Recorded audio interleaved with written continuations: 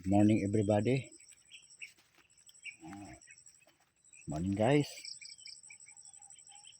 Story tayo ngayon about plant.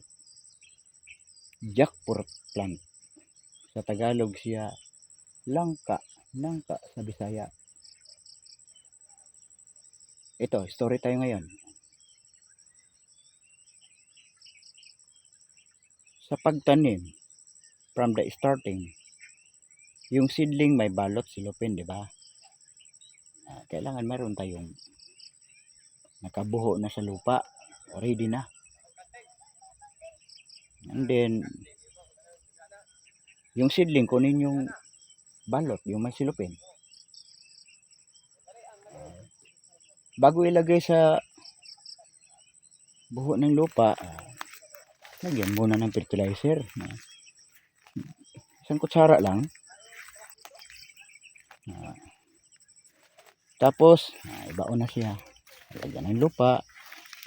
At saka yung ano na, yung ibabaw niya, yung libelation ng seedling sa yung lupa. Pagtanim ninyo, lagyan ng mga kahit 2 inches lang.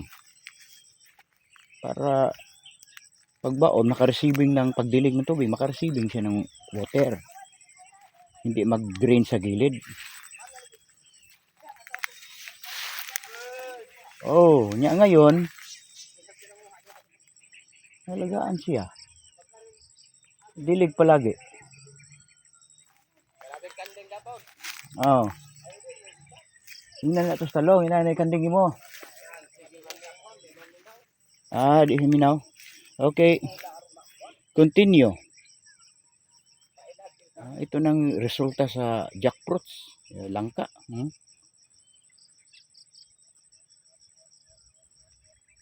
Yun lang. Simple lang mag-processing itong pagtanim. Maintain yung dilig. Maintain.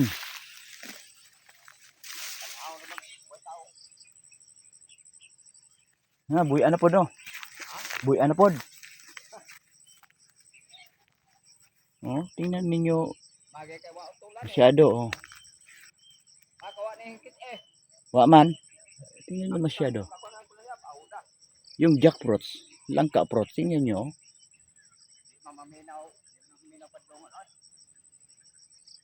From the starting. From now. Malaki na siya. Malaki na siya.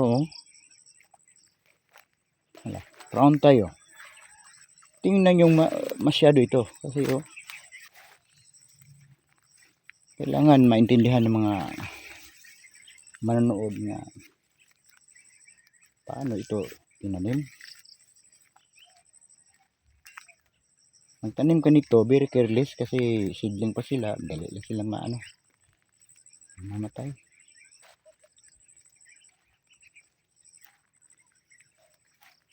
Tingnan nyo masyado yung langka. Okay, that's okay siya. Malaki siya.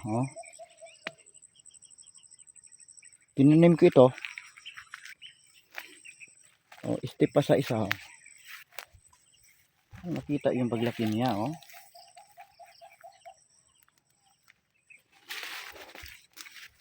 Tingnan masyado mga guys na tumitingin kayo, nanonood kayo.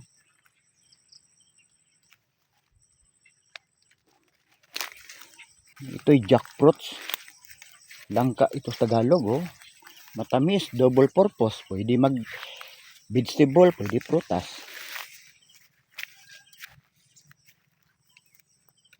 Ito pa, malaki na sila. Yung noon na ako noon, nagtanim. Ito nang resulta nila.